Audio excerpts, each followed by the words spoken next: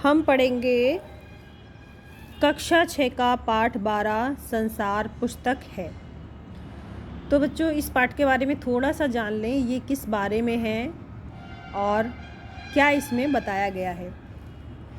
तो इसमें प्रकृति के बारे में कुछ चीज़ें बताई गई हैं और इसमें जो हमारे नेहरू जी हैं, जिसको बच्चे चाचा नेहरू के नाम से जानते हैं, वो अपनी पुत्री को, उनकी पुत्री कौन थी? इंदिरा गांधी, उनको पत्र लिखते हैं क्योंकि इंदिरा गांधी को बचपन में ही से ही बहुत ज़्यादा जिज्ञासा थी प्रकृति के बारे में जानने की और प्रकृति से जुड़ी हर चीज़ के बारे में जानने की।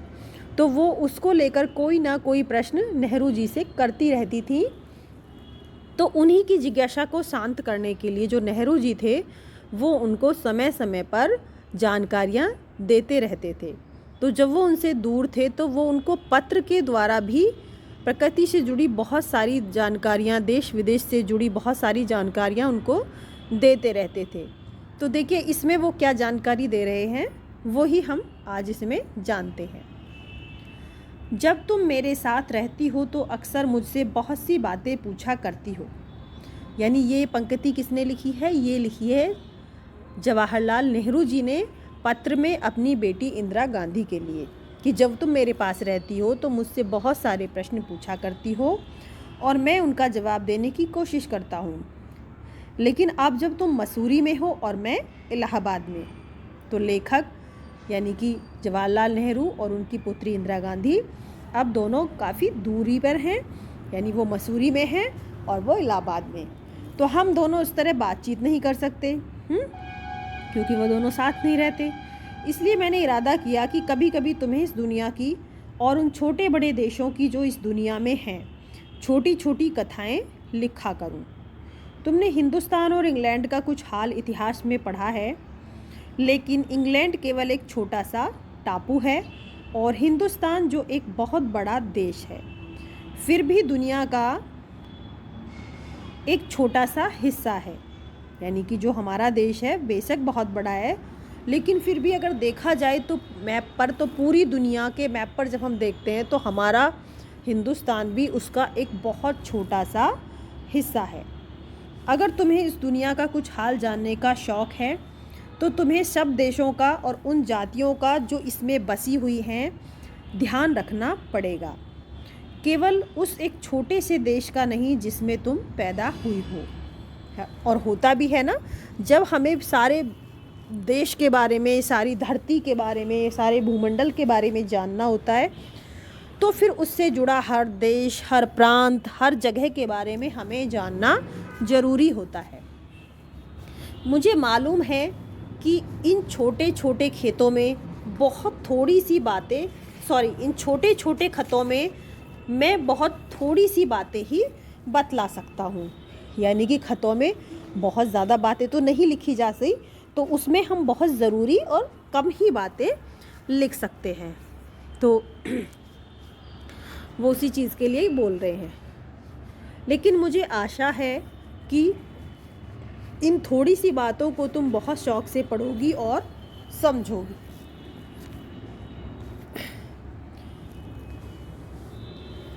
उसमें तुम्हें जितना आनंद मिलेगा उतना किसी और कहानी या उपन्यास में नहीं मिला होगा। यह तो तुम जानती हो कि यह धरती लाखों करोड़ों वर्ष पुरानी है और बहुत दिनों तक इसमें कोई आदमी नहीं था। अब वो पृथ्वी के बारे में बता रहे हैं, जब से यहाँ पर मनुष्य की शुरुआत हुई या उसने जन्म लिया या उसकी उत्पत्ति हुई, कि उससे पहले यहाँ पृथ्वी पर क्या था। तो वो अपनी बेटी को बता रहे हैं कि धरती लाखों करोड़ों वर्ष पुरानी है और बहुत दिनों तक इसमें कोई आदमी ना था। आदमियों से पहले सिर्फ जानवर थे और जानवरों से पहले एक ऐसा समय था जब इस पर धरती पर कोई जानदार चीज़ न थी। आज जब यह दुनिया इस तरह के जानवरों और आदमियों से भरी हुई है, उस ज़माने का ख्याल करना भी मुश्किल है जब यहाँ कुछ नहीं था। लेकिन विज्ञान जानने वालों और विद्वानों ने, जिन्होंने इस विषय को खूब सोचा और पढ़ा है, लिखा है कि एक समय ऐसा था जब यह धरती बेहद गर्म थी। कैसी थी धरती? बेहद गर्म, और इस पर कोई जानदार चीज़ नहीं रह सकती थी। और अगर हम उनकी किताबें पढ़ें और पहाड़ों और जानवरों की पुरानी हड्डियों को गौर से देखें तो हमें खुद मालूम होगा कि ऐसा समय ज़रूर रहा होगा। तो बच्चों, जैसा आपको पता हो कि पहले जो हमारी पृथ्वी थी वो एक आग के गोले की तरह थी। जैसे सूरज है उसी तरीके से एकदम आग का गोला। और तो इतनी गर्म और इतनी आग जैसी पृथ्वी पर किसी का भी जन्म होना, किसी की भी उत्पत्ति होना तो संभव नहीं था। फिर धीरे धीरे इसमें परिवर्तन होने लगा। अब जब यहाँ पर परिवर्तन हुआ उसके बाद यहाँ पर वनस्पति की उत्पत्ति हुई और मनुष्यों की उत्पत्ति हुई। तुम इतिहास की किताबों में ही पढ़ सकती हो, लेकिन पुराने ज़माने में तो आदमी पैदा ही नहीं हुआ था। किताबें कौन लिखता? तब हमें उस ज़माने की बातें कैसे मालूम हों? तो वो कह रहे हैं कि पहले तो कोई बहुत पुराने टाइम में कोई किताबें तो लिखता नहीं था जिससे कि हमें मालूम चल जाए, पता चल जाए कि उस टाइम पर क्या कुछ कैसे होता था। लेकिन हमें कैसे पता चलता था? यह तो हो नहीं सकता कि हम घर बैठे बैठे एक बात सोच निकालें, हर बात सोच निकालें। तो ये बड़े मज़े की बात होती, क्योंकि हम जो चीज़ चाहते सोच लेते और सुंदर परियों की कहानी गढ़ लेते। लेकिन जो कहानी किसी बात को देखे बिना ही गढ़ ली जाए वह ठीक कैसे हो सकती है ना? लेकिन खुशी की बात है कि उस पुराने ज़माने की लिखी हुई किताबों में होने पर भी कुछ ऐसी चीज़ें हैं जिनसे जो है हमें उतनी ही बातें मालूम होती हैं जैसे कि किसी ने लिख दी हो। तो अब उनमें क्या है वो चीज़ें जिनसे हमें उतनी ही बातें मालूम होती हैं जितनी किसी किताब से होती हैं? तो ये पहाड़, समुद्र, सितारे, नदियाँ, जंगल, जानवरों की पुरानी हड्डियाँ और इसी तरह और भी बहुत सारी चीज़ें हैं जिनसे हमें दुनिया का पुराना हाल मालूम पड़ सकता है। तो यह नहीं है कि हम केवल दूसरों की लिखी हुई किताब पढ़ लें, बल्कि खुद संसार रूपी पुस्तक को पढ़ें।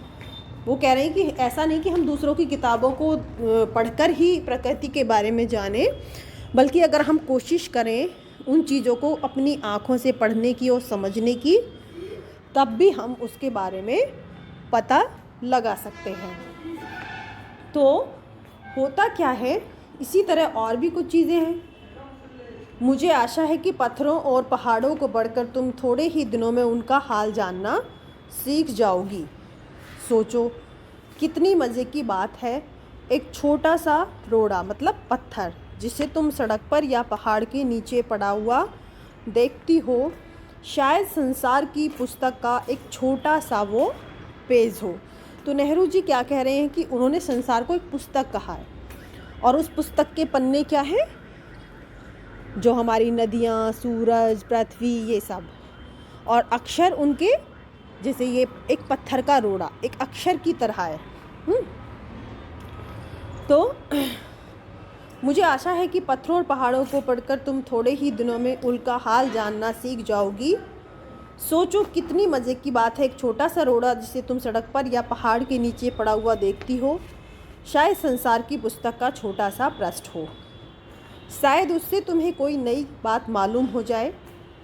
शर्त यही है कि तुम्हें उसे पढ़ना आता हो।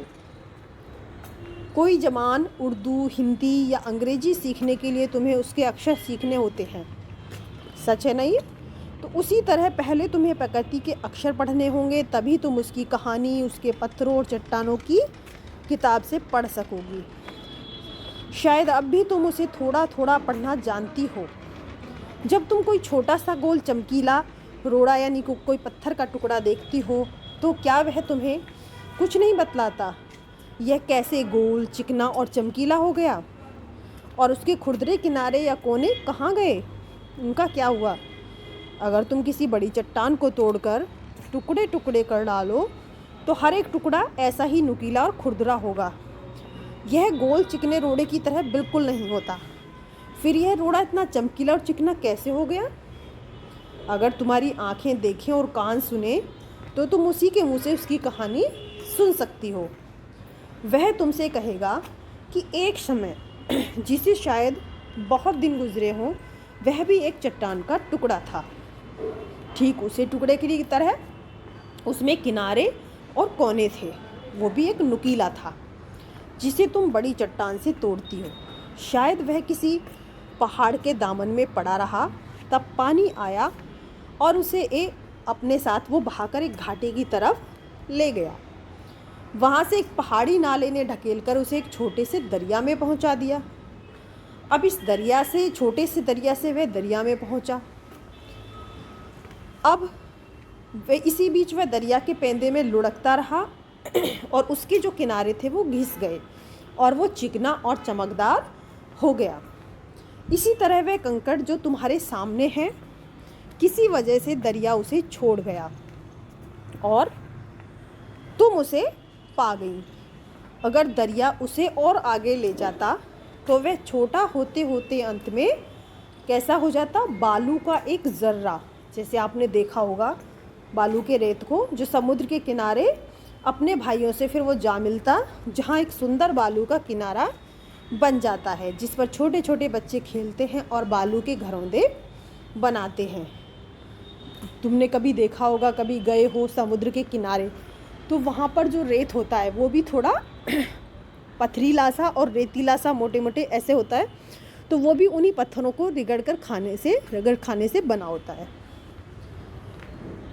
अगर एक छोटा सा रोड़ा तुम्हें इतनी बातें बता सकता है, तो पहाड़ों और दूसरी चीज़ों से जो हमारे चारों तरफ है, हमें और कितनी बातें मालूम हो सकती है।